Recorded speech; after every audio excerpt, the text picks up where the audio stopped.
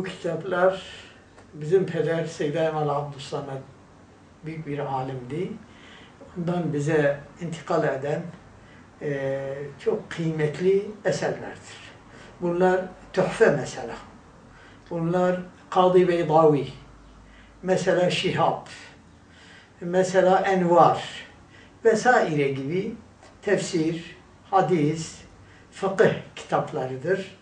Bu kitaplar asırlar boyunca elden ele bize kadar intikal etmiştir. Mevlam'a şükürler olsun.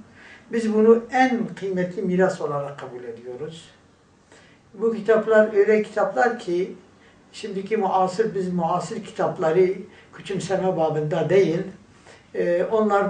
onlarda olmayan, mevcut olmayan, intikal etmeyen, yazılmayan bazı meseleleri, fıkhi meseleler olsun, hadisler olsun veyahut tefsirin bazı ayetlerinde olsun, biz bunlara müracaat ederek gerçekleri ortaya çıkmaya çalışıyoruz. Bunun için bu eserler gerçekten çok kıymetli eserlerdir. Biz bunları dünyevi servetlerin hiçbirisiyle değiştirmiyoruz.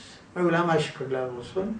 Çünkü bugünkü ilim, bugünkü edep, bugünkü terbiye varsa yine bunların eserlerinden meydana gelmiştir. Her bir kitap yazılınca senelerce ancak yazılabilmiştir. Çünkü mürekkeple, kalemle bunları yazıyorlardı. Hatta bazılarında kağıt bile yoktu. Veya mürekkep yoktu. Veya uç denilen mesela kalem yoktu. Ama bunlar büyük gayretler sarf etmek suretiyle bunları yazmışlar ve değişik ülkelere göndererek bunları matbaaya vermişlerdir. Eserlere müracaat ederek, bu eserleri araştırarak bilinmeyen meseleleri, ahkamları, İslami kanun ve nizamları, İslami kuralların gerçeklerini biz buradan çıkarıyoruz.